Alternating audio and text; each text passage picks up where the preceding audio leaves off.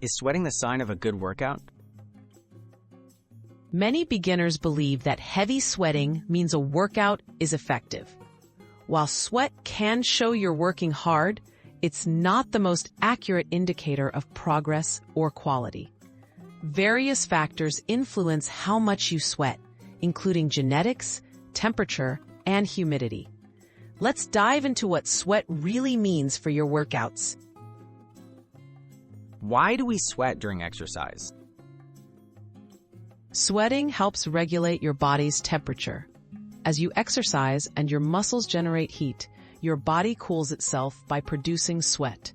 How much you sweat can depend on fitness level, body size, the environment, and even hydration.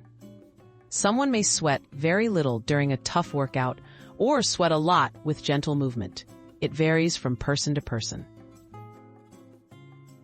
Sweat versus true signs of progress.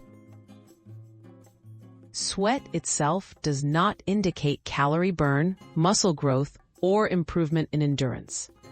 The body's adaptation to regular exercise, improved strength, or increased stamina are better signs of effective training.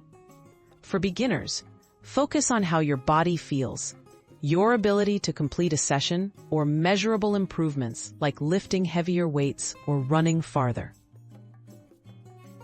So, what really matters in a workout? Quality workouts are about consistency, proper form, and gradual progress. Listen to how your body responds. Are you able to perform more repetitions, last longer during cardio, or recover more quickly? These changes matter more than the amount you sweat. Tracking your progress with a journal or app can help you notice these positive changes. Key takeaway for beginners. Don't judge your workout by the puddle of sweat left behind. Every body is different, and the real indicator of an effective workout is your steady progress. Stay hydrated, focus on your personal goals, and celebrate the improvements you make along your fitness journey.